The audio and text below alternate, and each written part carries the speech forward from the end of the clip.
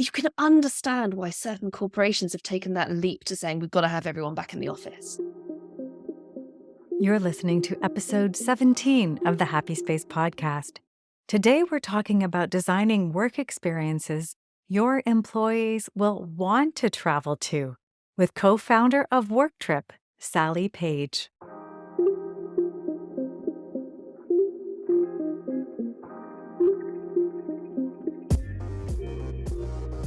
Welcome to the Happy Space podcast, where we talk about designing inclusive performance through the lens of a highly sensitive productivity catalyst. That's me, executive coach, speaker, and brand collaborator, Clare Kumar. Join conversations with authors, culture shapers, space designers, and creators of products, services, and customer experience as we highlight astonishing contributions tempting a more tender world.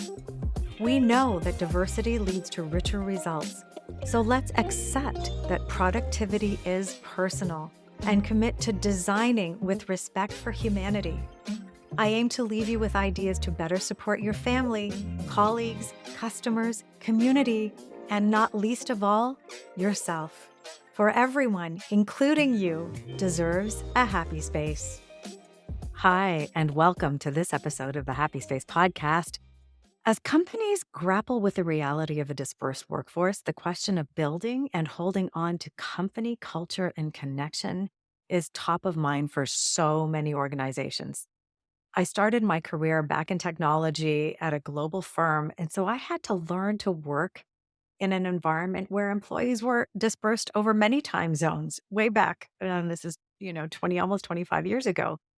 This comes in handy today. When I had my own team that was dispersed across Canada, I found it really, really valuable to be able to have the team come together. Now, we did this more broadly as a function of the larger team, but I can still remember a snowy winter offsite and a whole lot of laughs. This was the opportunity where we really came to know each other. We came to understand more about who we were, and it really became an underpinning for much of the work that we were able to do together going forward. It was the start of building that psychological safety, which many of us talk about. And they just happens because we're co-located in an office, but it's not necessarily the case. When we've got a dispersed workforce, we've got an opportunity now to be more intentional about crafting the time that individuals can come together. And that is why today I have my guest, Sally Page, who's the co-founder of UK-based WorkTripp. That's WorkTripp with 2 Ps, a company described as the Airbnb of offsites. Now, I don't know if that sounds good to you, but it really sounds good to me.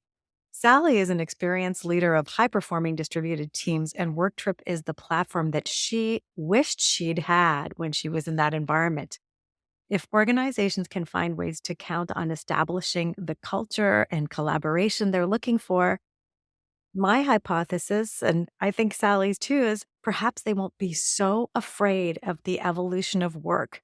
We're not putting this genie back in the bottle. We have to find ways to go forward and design inclusive performance. So have a listen as Sally talks about her view of the future of work, how to kick off a tiger team, for example, and if you're interested in bringing your team together offsite, exactly where you should start. Today's episode of the Happy Space podcast is sponsored by ClareKumar.com. With sensitivity, curiosity, and courage, I serve 3 groups asking the tough questions that lead to meaningful answers. Number 1, I coach ambitious leaders to design for well-being and achieve next-level work-life integration. Number 2, I mic drop thought bombs. That's bombs as in BALMS, in keynotes and workshops, helping organizations achieve the business imperative that is inclusivity. And 3, I collaborate with brands concerned with respect for well-being on product design, marketing, and PR. If any of this piqued your interest, come find me at ClareKumar.com. I'd love to speak with you. Designing inclusive performance together will lead to the richest results.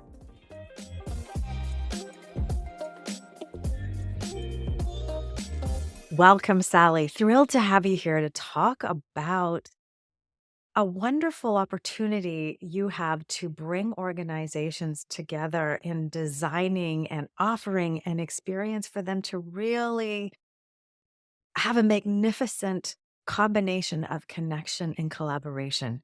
So I would love it if you could bring us a little bit on your journey of how you came to work at WorkTripp and why it's so important.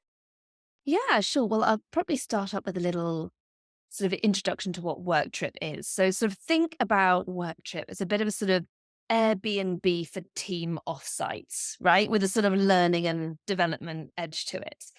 And I found my way to it because I have been fortunate to work at companies that do invest in offsites, and that has been amazing, particularly as I work remotely most of the time.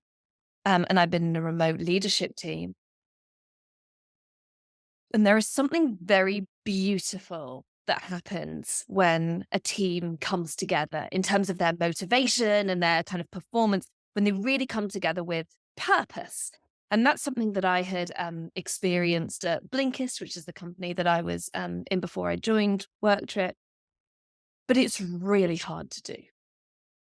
It's really tough to get people together Mm. with that purpose so they're all pulling in the same direction and to make it a meaningful experience that is this sort of supercharged moment for the sort of team connection. And work trip is all about making that easier. So I was very invested in joining Sophie, who's my co-founder, Mhm. on this journey because it's a problem I've experienced myself, and I know what amazing looks like and feels like and what impact it can have on the team. I love that. You mentioned that you've been working remotely for a long time and you've been Yeah, in tech-based organizations using, I have. the forefront of technology. I began my career in tech, and I think Mhm. my first job was at Nortel, and I was writing the business case for video conferencing. Back in Wow. the early '90s, right? It's like, "We have this new thing. It's gonna mean people don't need to travel." Here we are, 23 years later, Right. and we've been invited, in the pandemic, of course, to figure out this remote work option, and Exactly. now all the people that haven't had experience managing dispersed workforces are realizing, "Oh my gosh, hybrid is harder if you want. Hybrid Mhm. is harder." And how do we tackle this? How do we build culture? And how do we foster the sense of a team caring for each other? And way back in my corporate history, I came up with the idea that we need an internet. We need some way where people are sharing it about each other. And Yeah. we need a budget to bring people together.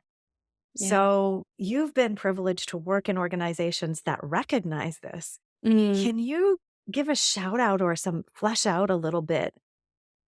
What's the importance of bringing people together? And, how much should a company be looking at investing in this and how often? Give us a sense of what, amazing looks like and how do you construct that? Yeah, it's super interesting because I think a lot of attention has been paid to the technology that allows us to connect remotely, and that is amazing. And I couldn't do my job without it. So I think that's absolutely phenomenal. But what it does mean is that we have neglected what that looks like and what it should look like when you actually bring people together, I think, for quite some time now. And there's quite a lot of research. There's some really interesting research that come out of Stanford. And they were looking at sort of distributed workforces and collaboration and really creativity. Um, and um, and one of the things that they found out from that was the quote. It's something like the best outcomes are when we modulate being alone and being together. And I thought, isn't that absolutely right? We're social animals, and some of us like being together, and some of us like being apart as a preference. But that Yeah. modulation between the two, when you're talking about team dynamics and team performance, and all those elements of psychological safety and motivation and perceived team performance that go into success there, Yeah. all of them are impacted by those in person moments, um, which I think is really interesting. So what is my experience? So I think that the future of teams is going to be cycles of work. So I think you are going to come together, really purpose driven. Why are we here? Is it to improve connection and belonging? Is Mm. it to learn and develop new skills? Is it to do something completely different, right? Is it for creativity and innovation because we just need to break out of what we're doing? Mm-hmm. Um, and have those moments where everyone who's going commits to that. So they're coming, they know the purpose. The whole agenda and program is built to facilitate that. And then you have this real momentum, which is going to continue through those team dynamics as people disperse and they go and work from whatever location they want or whatever time scale they want, whatever work style that it is that they want. And it'll maintain it until the next point when you come back together Mm-hmm. and you have those moments that are designed for review and reflection and rebooting. Where do we want to go next and what's our focus for this next cycle of work? So I think that's going to be really interesting. And I speak to a lot of customers of WorkTripp who invest in offsites. I adore them for doing that. And I think it looks different for different teams, and there are different seasons of a team. We all know that, right? If you're Mm. trying to move a team through those kind of 5 dysfunctions of a team pyramid, right? There are different seasons for a team, and some will really benefit from doing that quarterly. Um, some I've even heard doing that monthly when they're in the really early stages of team Mm. formation, and there isn't a lot of psychological safety and trust there at the beginning. I think that can be really interesting. And there are others you have well-established teams who are like, yeah, do you know what? We're good meeting once a year. That's fine. Well, and even within the season, I'm thinking of an example where you might have a toxic team member and maybe you've managed to evolve them out of the team, resetting. Yeah. There's so many events that happen within a team that can shake it. Yeah. So whenever you need to bring that team together and have some sensitivity around the growth, maybe you've gone back down the pyramid and you need to come back up again, Right. And right? and and there are Yeah. lots of arguments that that's a new team. That's Yes. super Oh, interesting, yes. right? That Yeah. that is a new team. And even if you have the same team, but roles have shifted, suddenly a dynamic shifts. Blinkist had 4 co-founders initially. And when one of those co-founders stepped up into a CEO role, it felt like a different team. Yeah. And you do need to go through some different modes there. It's really interesting. Absolutely. And there's always flux, Yeah. right? So we can look at that overall season and have an intention, but then to be able to respond to that in individually is interesting. I love this whole concept, and why we're talking is because I really believe that getting this sense of building connection and building the relationships is so critical. Is a really prevalent question out there is, how do I build culture if people aren't in Yeah. the office? And I can tell you that culture was lacking, or a good, healthy culture was lacking from a lot of offices where people were together. So it's worth Right. looking at no matter what the construct is. And this sense of understanding what to offer and how to bring people together invites autonomy around everything else. It does. So, yeah. So, yes, look at each team and the frequency with which you need to come together. And don't be afraid to augment that when something shifts, or when a new team member comes in, or when somebody leaves, like you said.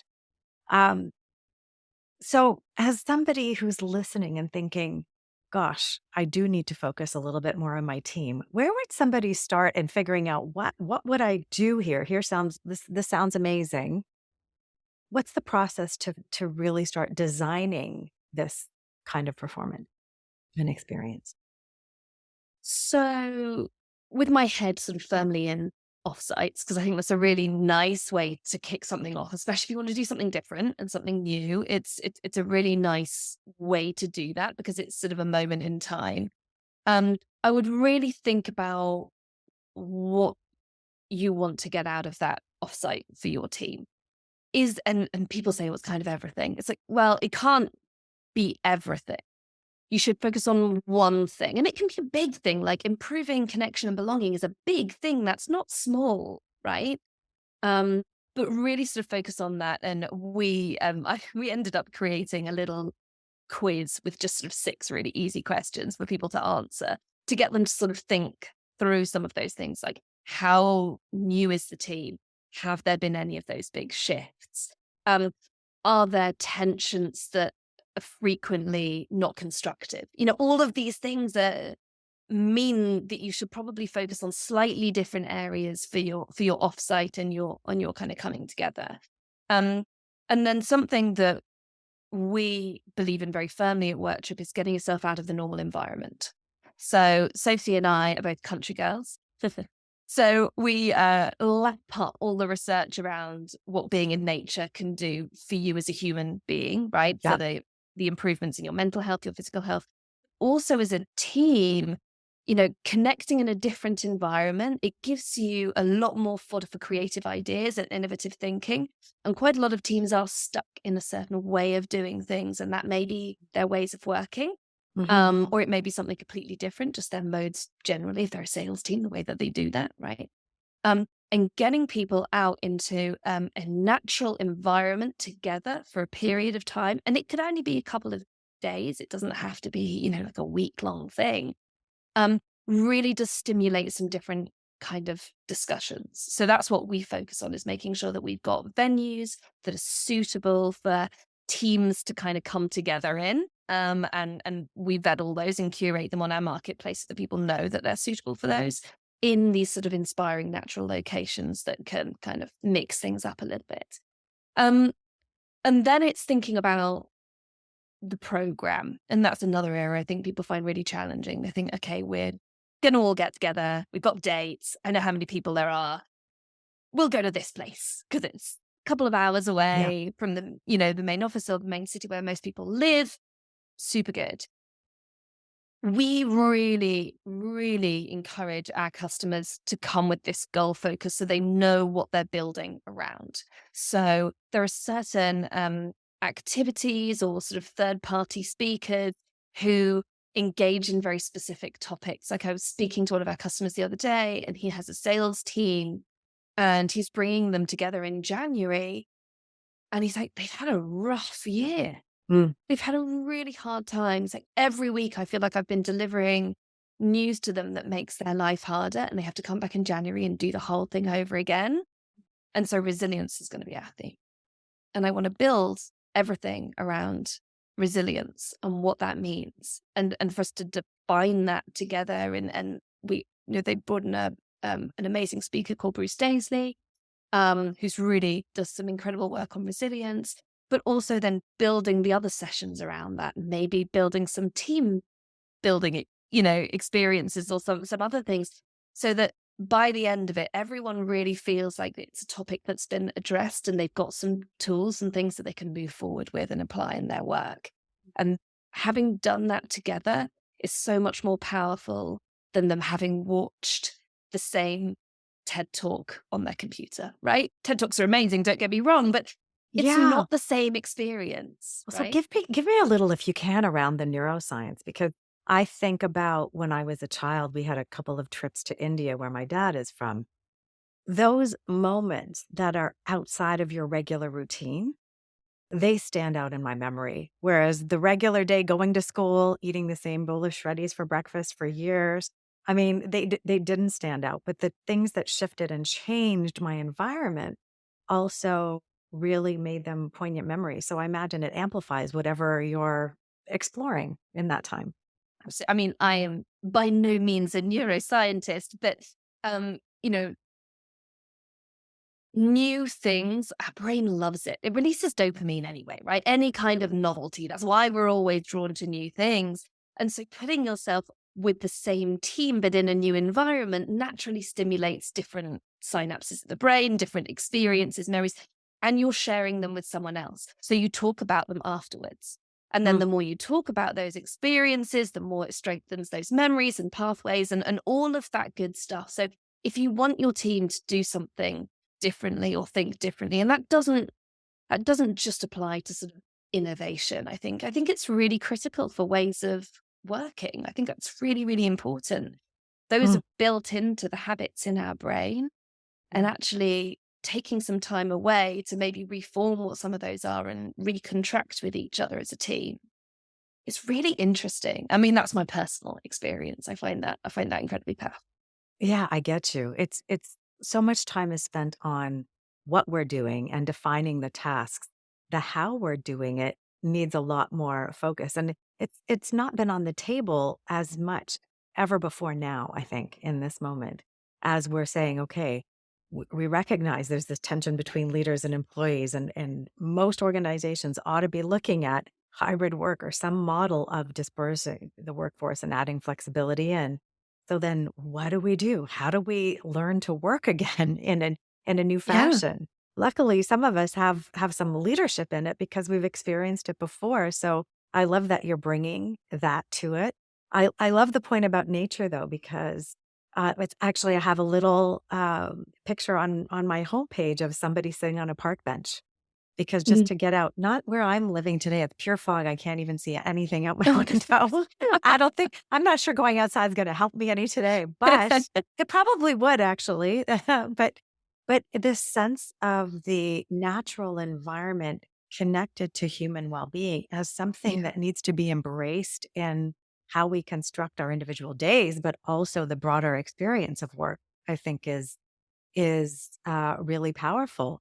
Um, I wanted to come back to a question. You talked about focusing on connection being its own topic, if you will. It's worthy of its own 2 or 3 days away together to build that. Yeah.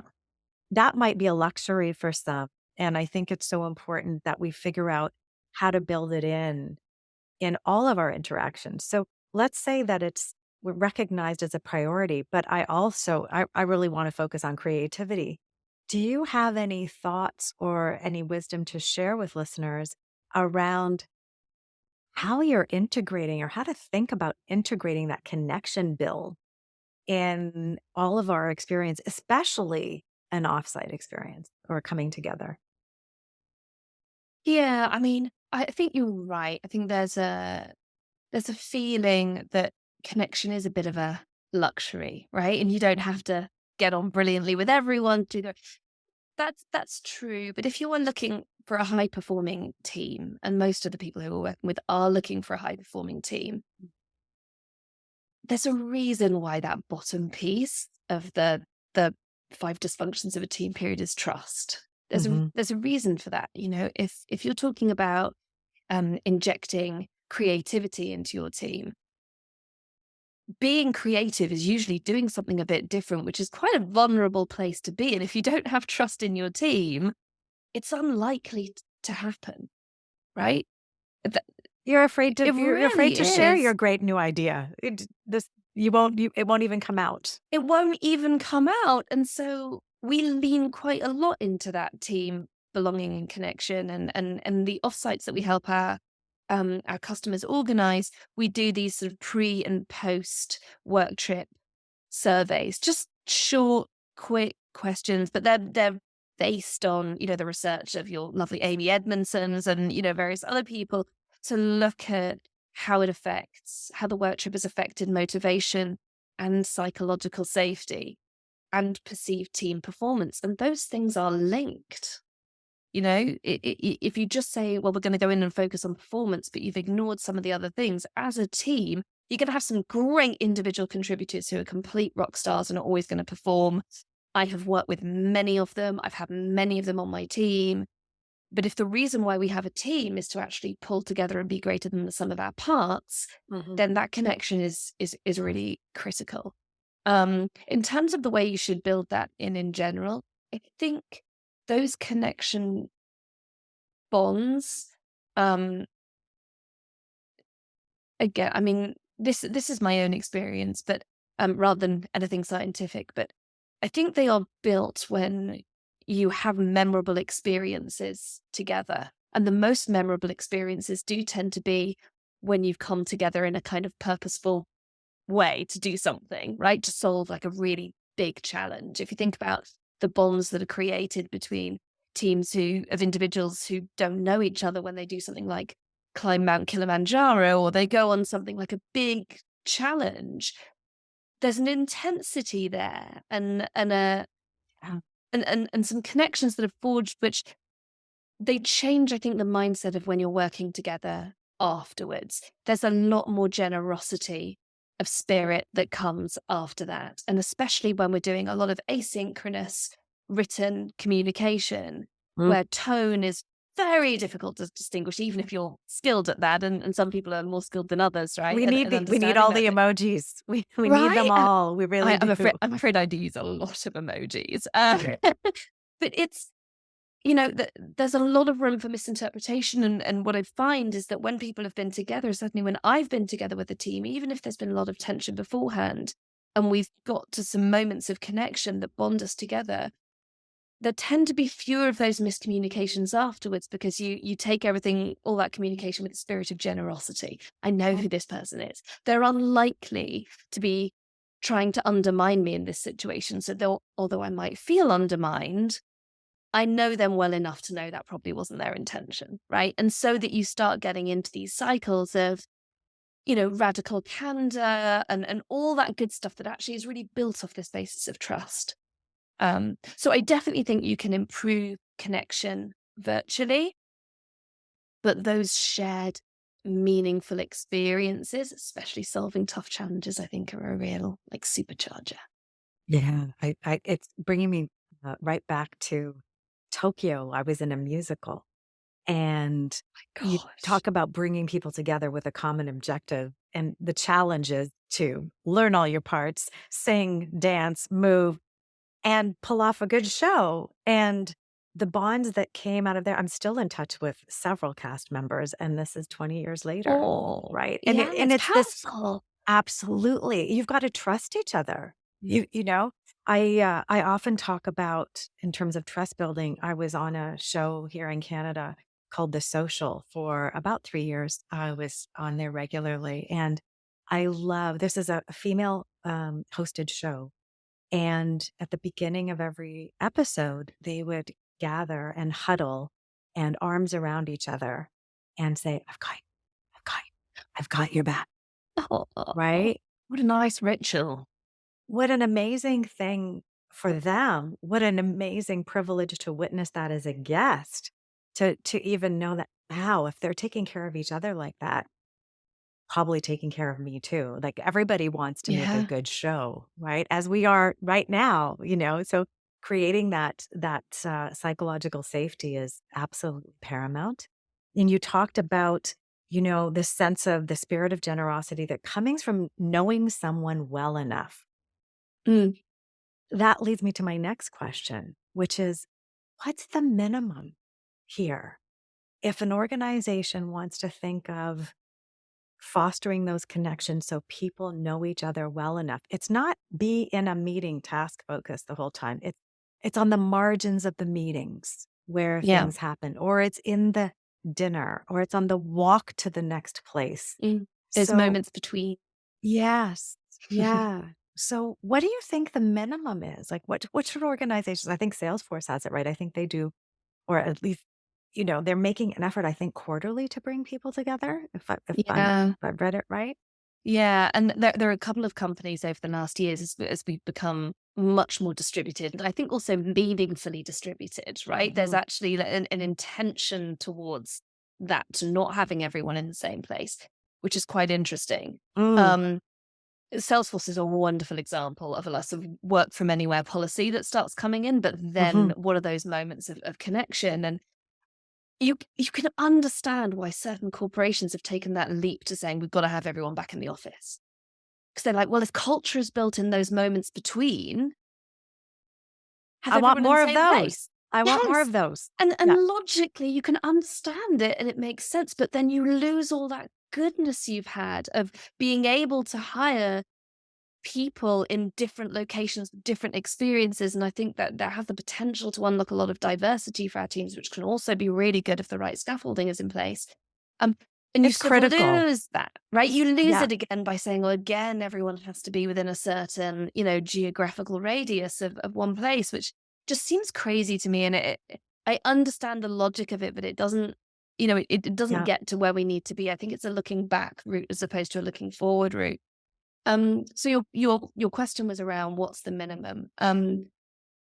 So there's a reason why this tends to start with leadership teams, because it is very easy as a leadership team for everyone to come together. And I've experienced this at Blinkist, which has the most amazing culture, award-winning culture. Yeah. But in a distributed team, you can very easily come together as a leadership team. Everyone reports on what they're doing.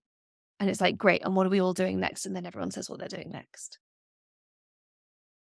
And we miss those opportunities for doing some things together, right? And where are the synergies actually between what all of our teams are doing, where it's our job to identify those. Mm. How do we do that if we're just in a task-focused environment? And it's very difficult to do it, right? So I think there's a reason why people focus on leadership teams. I think a quarterly cadence, having been on a couple of management teams now, is really, really good, because if you're coming towards the end of a quarter, you've got enough to be able to kind of look backwards and see what you've done, what you said you were going to do, what the challenges have been, regroup. What do we want to do going forwards for the next quarter? It's always useful. At Blinkist, we used to do it before our board meetings. So we're all very much aligned and we're presenting the same story and we're all speaking to it in the same kind of way. So that had a business rhythm to it that was really useful for us as well. But one of the other things that we found is that when we are starting these potentially complex cross-functional projects, and you put together your tiger team or whatever it is that you call them, actually finding a way to kick that off in person, which can be challenging from an accessibility point of view. And we've had lots of conversations about that. But if you can find a way to do that, it really pays dividends for their focus on the work that they're doing and what success looks like. Because they all start off there in the same place. Everyone asks the questions that are on their mind, but what if we discover this? What if it takes longer than this? What if we need more X? And people bring all of that in and everyone's on the same page. So when they disperse and go and do all of their work asynchronously, there's so much less communication, weirdly, that is needed, right? Yeah. Which is really interesting for me. And I'm very, I love, Alex Hurst and Lizzie Penny's work on work style, and they set up Hoxby, which I was part of for many years. And that is all about how do you create really strong, good asynchronous communication that is focused on a goal and a project and, Right. without losing some of that heart and connection aspect of it. Yeah, absolutely. Absolutely critical. I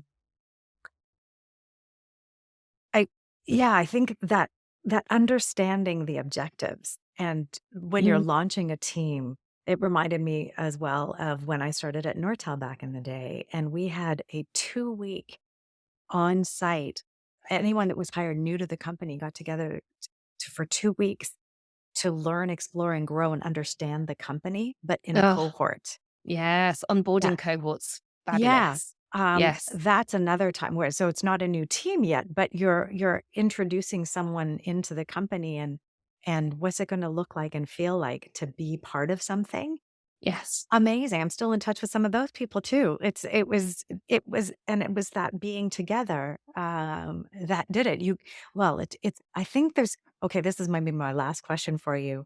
I think there's something about eating together.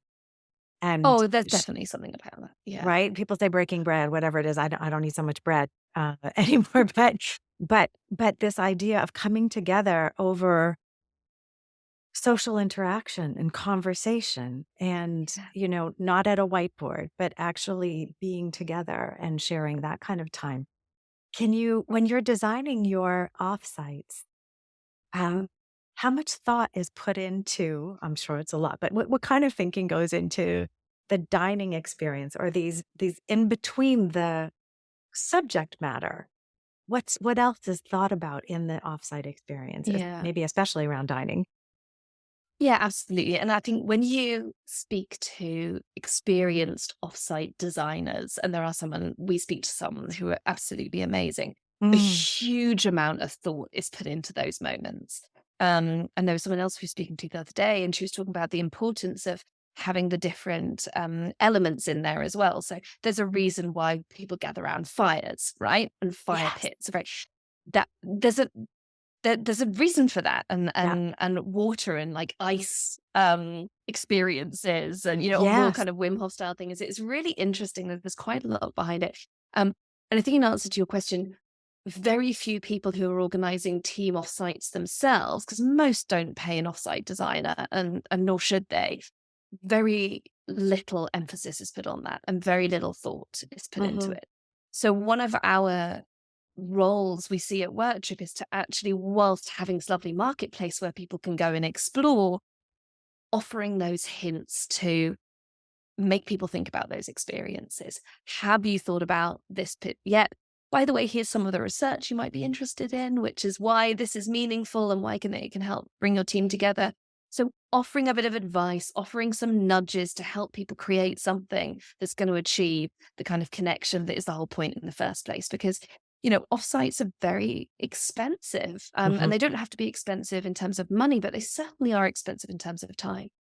Oh, They are. absolutely. There's Every no getting meeting. away from that, Yeah, right? every meeting is the most expensive thing you can do, bringing It all these is. salaries and time, Yeah, energy, and attention yeah. together, and then add travel on top of it, and all the risks that come now with that, and Right. um, you know, weather, illness, otherwise, it's a big investment. So to have some safeguard and buffer around that.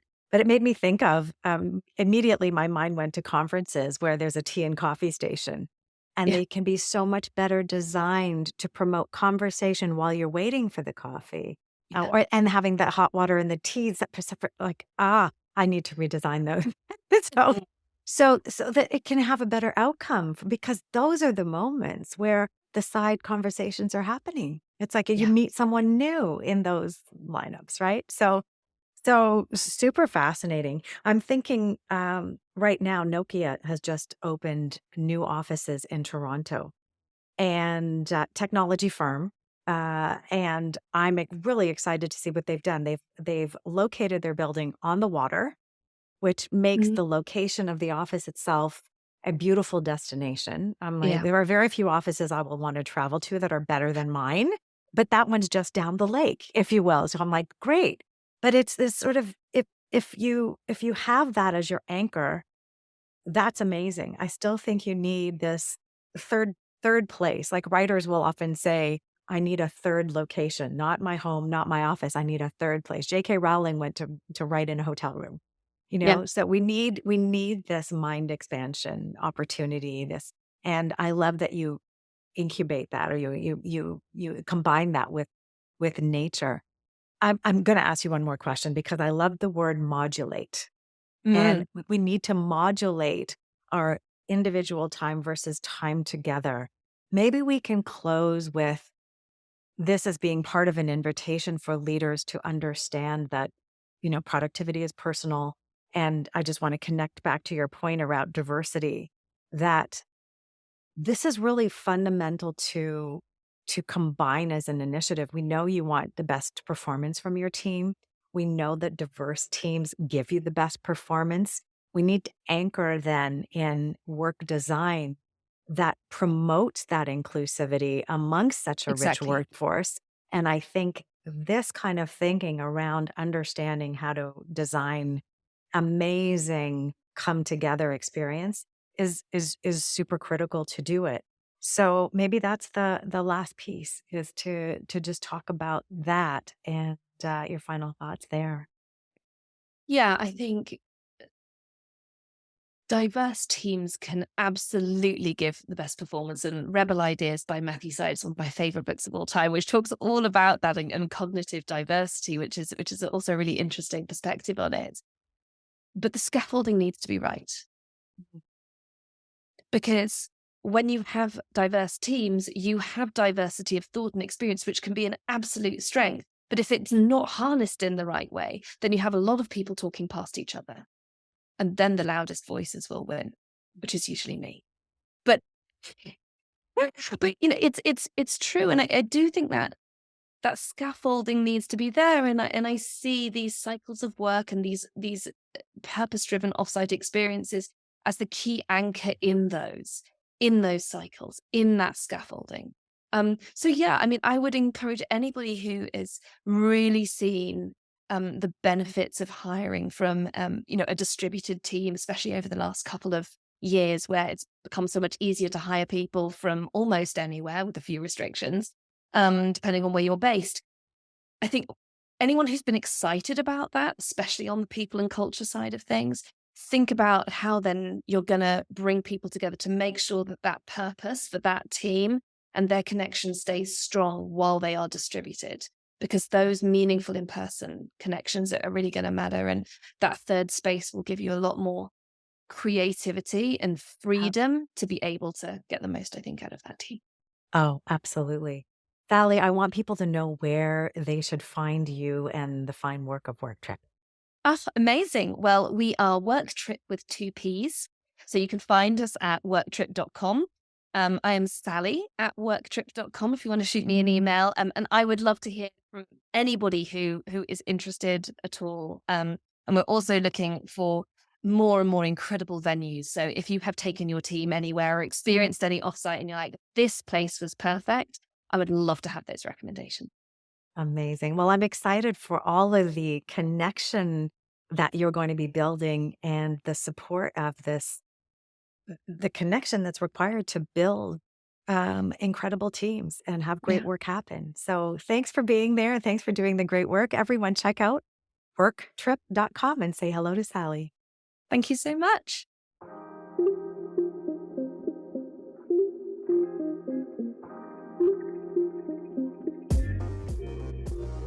Thank you so much for listening. You can find all of the Happy Space podcast episodes over at happyspacepod.com. That is also where you'll find a link to our online community. Please leave a review over at Apple Podcasts, Spotify, or wherever you tune in. And if you liked what you heard, please share. After all, doesn't everyone deserve a happy space?